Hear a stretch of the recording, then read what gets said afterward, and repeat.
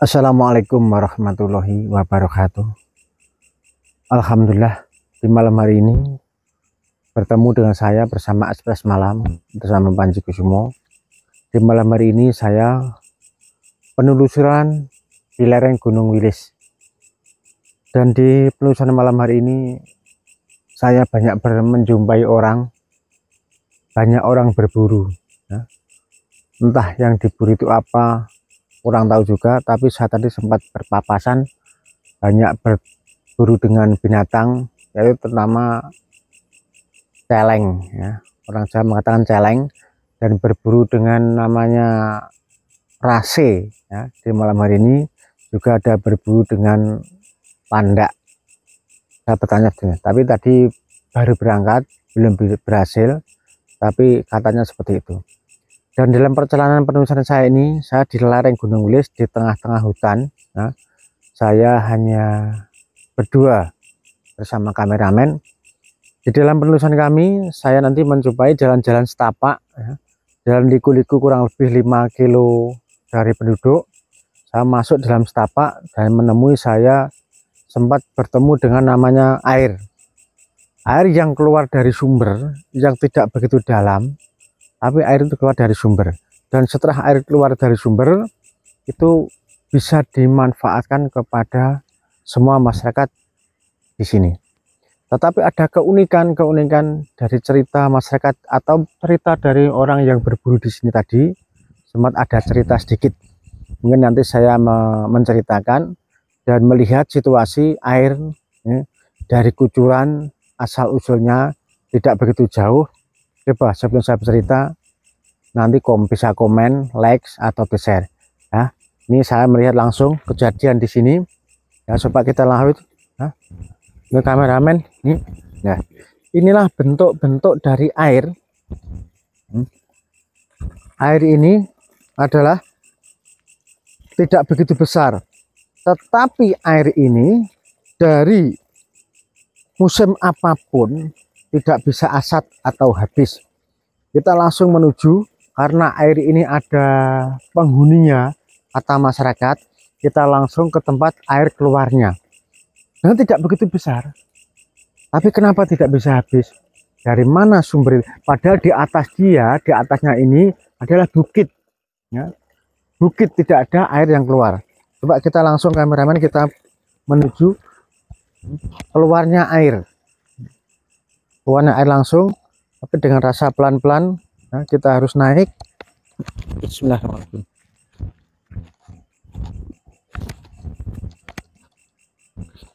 Oke, kita menuju sumber air yang keluar dari tanah. Oke, nah ini tadi cerita masyarakat, konon banyak orang juga tidak berani dengan menyentuh lokasi ini.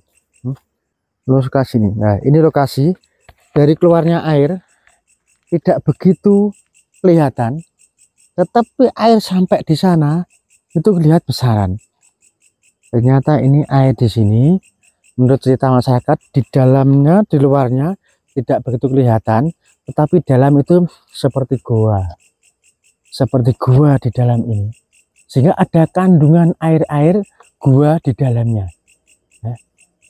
Tetapi di dalam gua bawah tanah ini ada penghuni sosok di dalamnya, sehingga dia sebagai penjaga air ini, sehingga air ini tidak bisa asat dan air ini tidak boleh dibuat sembarangan seperti ini. Coba terdengarlah suara di dalam ini.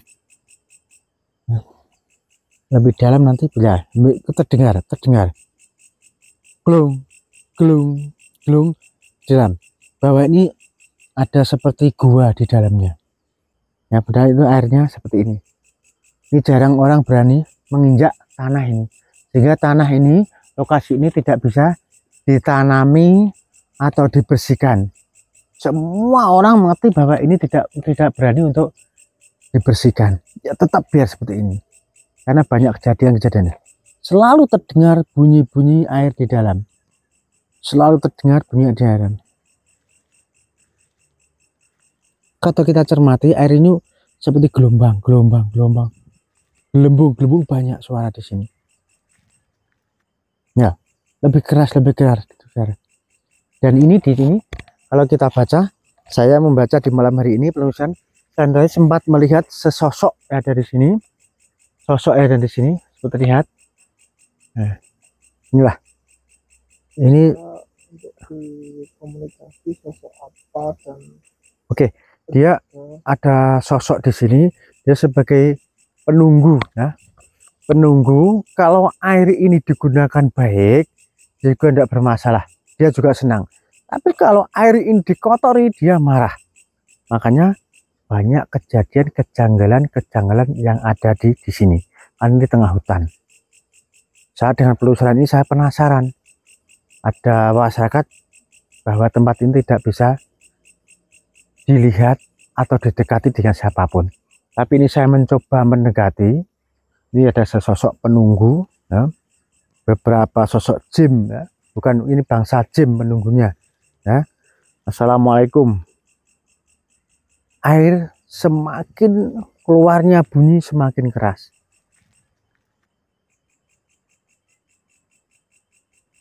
Ini banyak sesosok. Nah, kalau dijumpai lebih dalam lagi dalam sini, ini kelihatannya ini juga seperti benangan-benangan air. Ya, genang-genangan air itu ada di sini. Makanya pohon kecil-kecil ini masyarakat tidak berani untuk membersihkan. Biar seperti ini. Sampai kapanpun dia membiarkan sini. Bahkan dia banyak gerumbul pun dibiarkan. Karena banyak orang juga menyalahartikan bahwa air ini kalau digunakan semena-mena di sini akan terjadi sesuatu. Banyak masyarakat yang kejadian di sini, sehingga masyarakat lebih tahu, karena setiap hari masyarakat tahu lokasi ini. Ini sebagai pancuran air dari alam gaib di bawah tanah. Kita langsung menuju tempat air tadi yang kucuran. Ini ada sosok penghuni. Nah, di sini ini sering dibuat mandi. Masyarakat juga sering mengambil air ini untuk kehidupan dari petani. Nah, dari petani-petani. Nah, air ini digunakan oleh para petani untuk menyirami tanaman yang ada di sekitar ini. Tapi dia tidak berani merubah. Cuma kalau ini dirubah, air ini dialirkan ke masyarakat juga bisa. Tapi tidak berani. Cukup dari sini, biar dipakai untuk semua masyarakat ini. Bisa untuk minum, bisa untuk mandi, boleh, tidak bermasalah. Tapi ya harus dibuat yang beraneh-aneh, misalkan dikasih racun, dikasih apa, dia akan marah.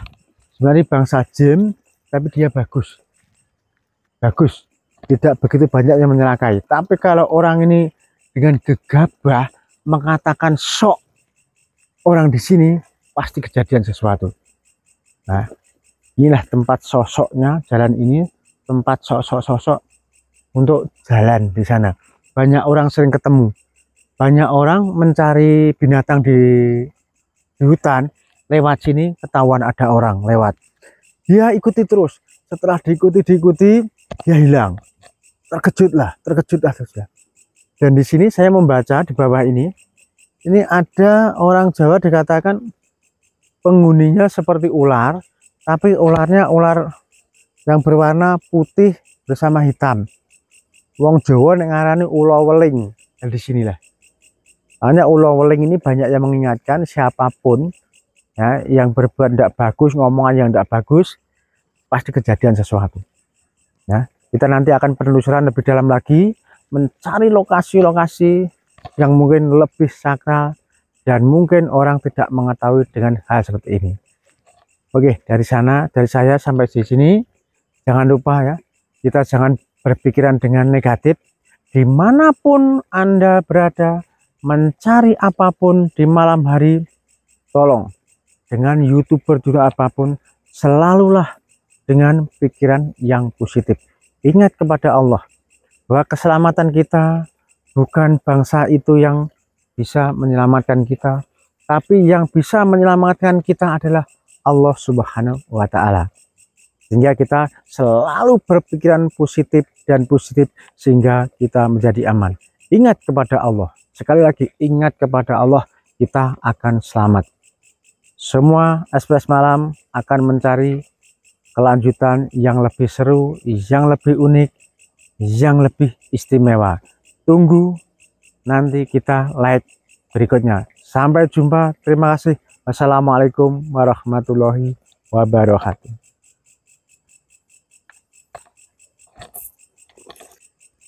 Sudah.